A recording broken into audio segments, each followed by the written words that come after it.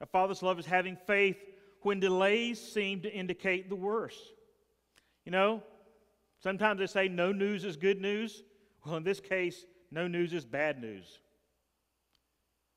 Because sometimes when we've walked in that spiritual direction that we know spiritually will not be helpful, will be hurtful and harmful, and the delay comes in our life, the detour comes in our life, these delays from the Father's perspective, in His wisdom and His love, realize, well, I guess they didn't have watches back then, did they?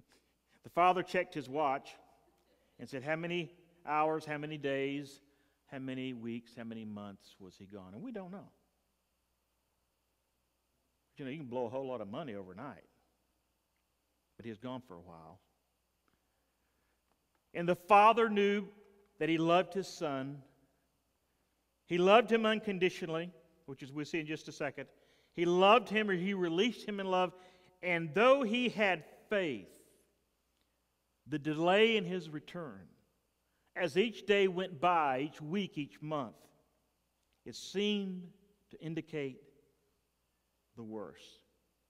Thirdly, a father's love is not only a loving release and a love that is full of faith, but a love that has unconditional love, though it results in sometimes great disappointments. Now, just because our children do things that disappoint us, it doesn't mean that we're supposed to be happy about it. This sort of ooey-gooey love and just wonderful. And in fact, I was at Walmart just last night.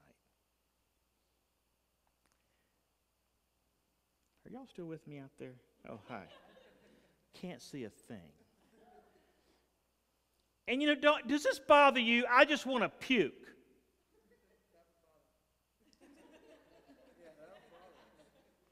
I mean, you go down the aisle and you got this mother. I know she means well. But the little kid, the little toddler, and they do nothing wrong. It's like, oh, sweetie, oh, you're being so nice. Thank you for helping Mommy. Oh, you're being so good today. And she went on and on and on, all the way down that aisle. I just want to scream, shut up and leave the kid alone. It's just horrible. Not too many, a while back I was in an airport somewhere, I think in Austria somewhere, and we were waiting, and there was this kid.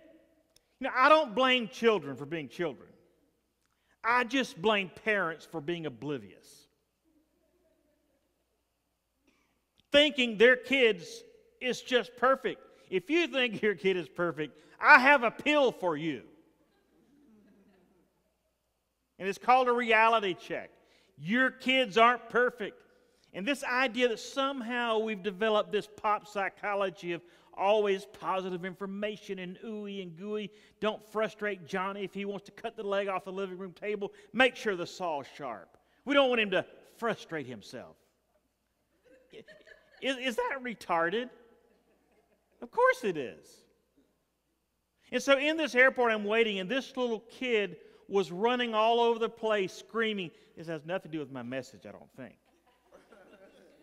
And just bawling and screaming, and the mother just walking around like, oh, that's so cute, that's so cute. Everyone else is thinking, shut your kid up. We're tired. We want to have a little bit of rest before we go on this other leg of the journey. Folks, just because our children disappoint us, just because they do things, love, this idea of unconditional love does not mean that everything goes.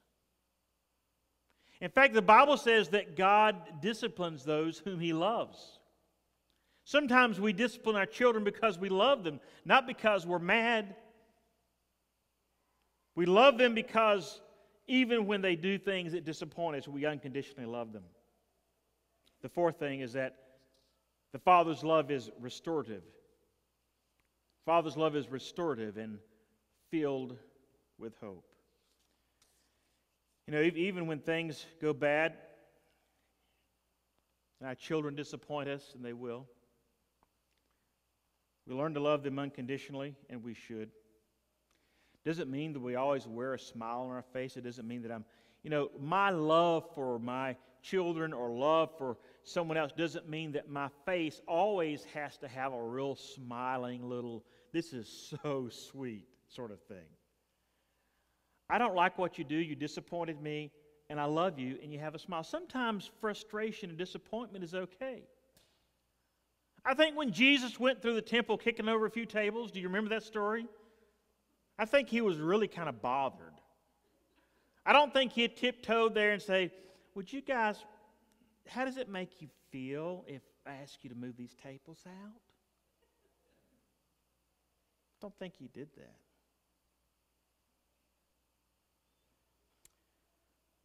I don't think this story is really complete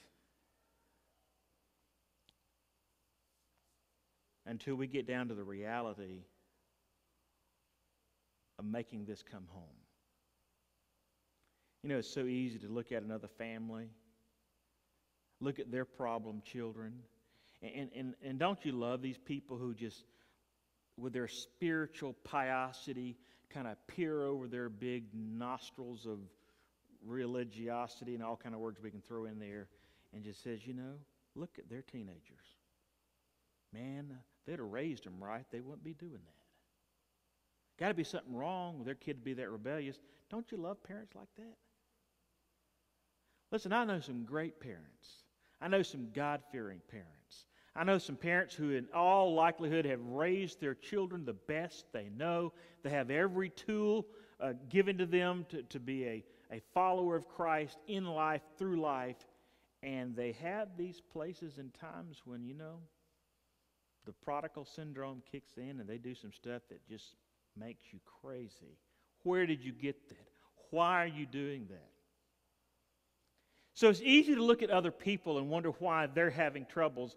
And sometimes we can look at even our own family, and if we're really wise, we realize that sometimes our children aren't perfect either.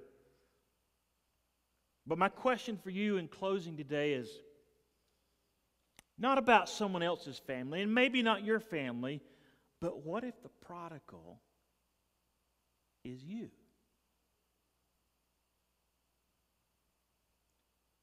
What if the prodigal story is about you?